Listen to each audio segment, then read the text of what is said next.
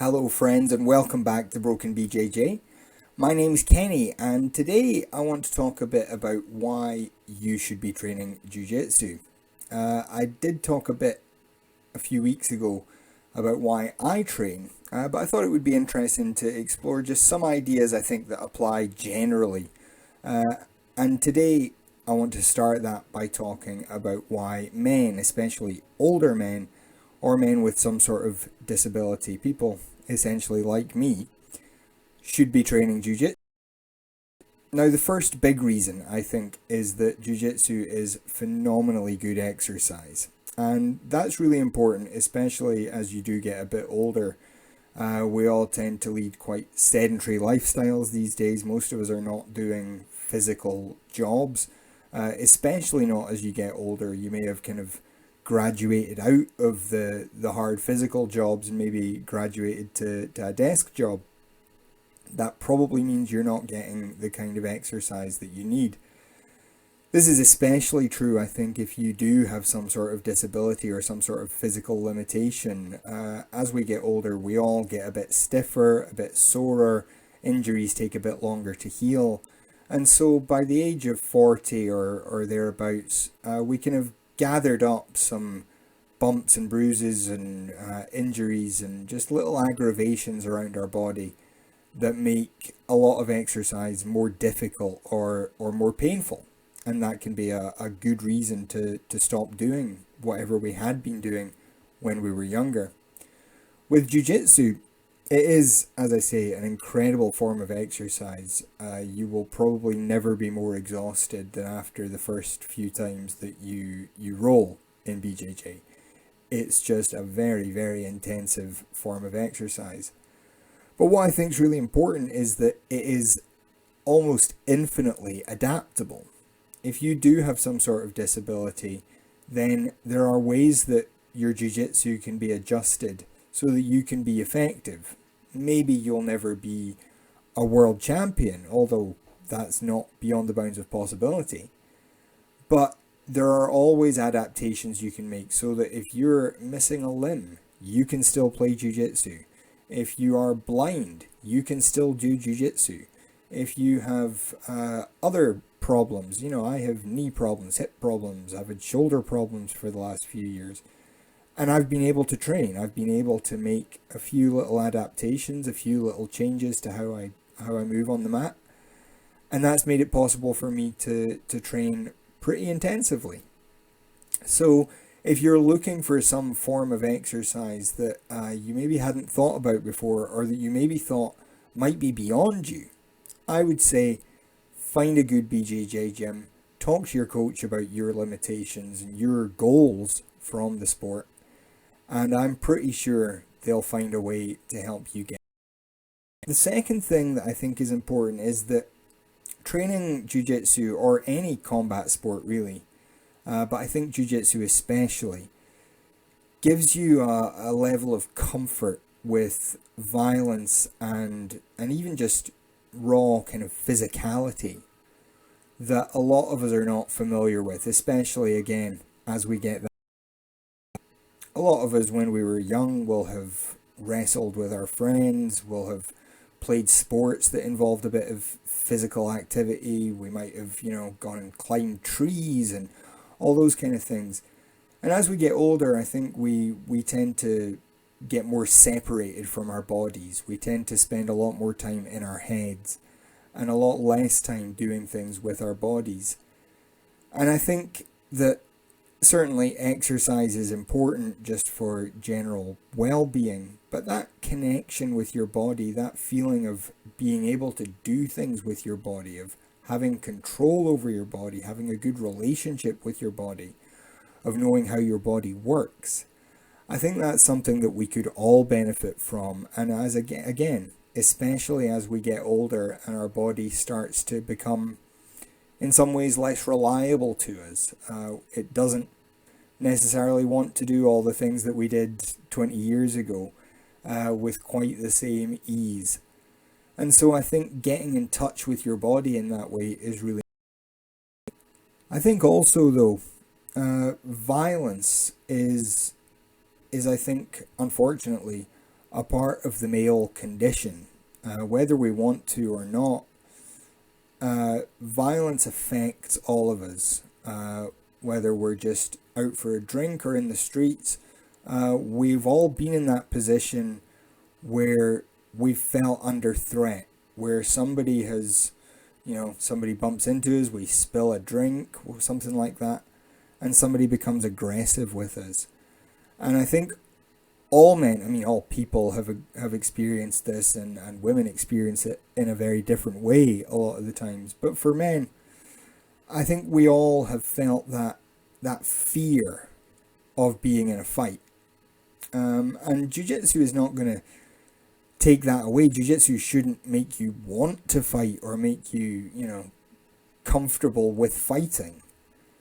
But it should at least give you some sense of preparation, that if a fight comes to you, if somebody does attack you because you accidentally spilled their drink, then Jiu-Jitsu will give you some preparation. You will not feel that same degree of fear, and you will have some way of handling the situation.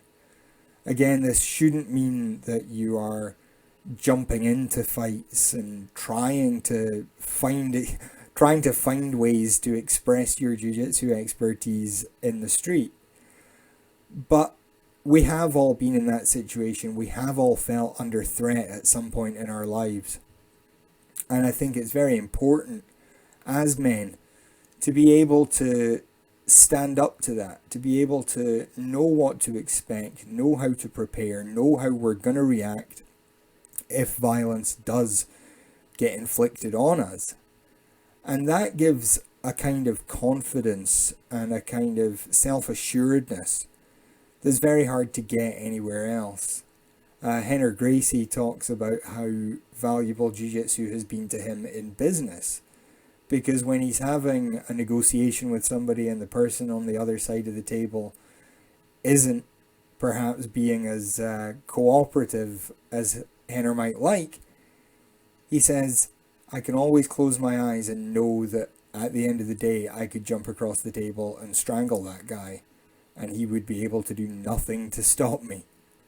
Of course, Henry Gracie, as most people will know, one of the most peaceful guys around. He's not going to jump across the table and choke somebody. But the fact that he knows he can, the fact that he knows he has that ability, gives him a certain kind of confidence. His brother Hiron says that he has never been in a fight of any kind outside the jiu-jitsu gym. And he says that the reason he's able to avoid fights, even when somebody's being really aggressive with him in the outside world, is that he knows with absolute certainty that if he gets a hold of that guy will lose the fight. And that means he has nothing to prove. So he's able to walk away from fights that might happen to you or me, because he knows that there's absolutely nothing he can gain from it. He's not going to get an ego boost because he already knows he can choke out some of the greatest fighters in the world. So that, again, that feeling of knowledge of what you're capable of and the confidence to use that skill if you really need to, I think is something that every man can get. The final thing that I wanted to mention was the idea that Jiu-Jitsu, as we've said, is really, really difficult. It's a long, hard slog getting from being a brand new white belt on day one who doesn't know anything to, even getting to the point 6 months or a year in where you have some degree of confidence with the moves that you've learned, where you're able to roll with other people and not damage yourself or them, let alone, getting to blue belt or better. There is a lot of struggle to go through, a lot of physical struggle, a lot of mental struggle. Sometimes some quite intense emotions may come up during your your jiu-jitsu journey, especially during that early time when it feels like you just can't get anything to work. But that process does something to you as a person. And I'm not the most experienced person. I only started training about 3.5 years ago. But I can already say that the struggle, the grind, that just getting to class multiple times a week when your body hurts, when you're tired, when you're frustrated, managing to do that teaches you something about who you are, and perhaps teaches you to be something. Once again, so many of us are in very sedentary lifestyles. We are settled into a groove at work. We know our job, we know our role. We're not struggling to get through the day at work. Hopefully our home lives are relatively settled, especially again for older guys. Your home life may be quite settled. You may be married, you may have kids, you have a home, you have a mortgage. You know, your life is on a fairly even keel. And jiu-jitsu throws all that up in the air. Jiu-jitsu says you're nothing on day one and forces you to go through this really challenging process to earn some respect on the mat, to earn some credibility, to the point where other people recognize your skill, recognize your ability, and show that the respect that you've earned. These are all things that don't happen so much in real life, and where we do have to go somewhere else to get that kind of hardness, that kind of difficulty into our lives.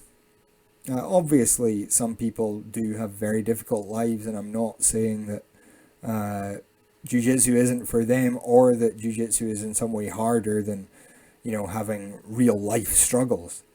But for those of us who have our lives relatively easy, where it feels like we're not having to fight every day, I think there is something to be gained from having to fight every day, from having to really push yourself hard just to keep your head above water.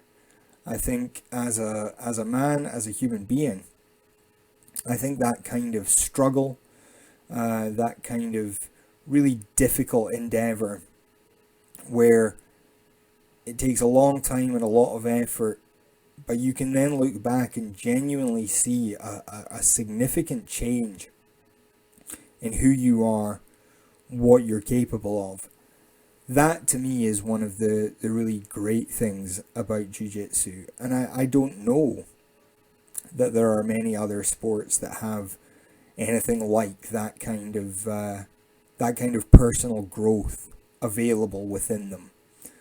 Certainly, you can learn a lot by playing football or rugby or by weightlifting or jogging or whatever it is that you do. You can learn a lot, and the effort involved can be really high.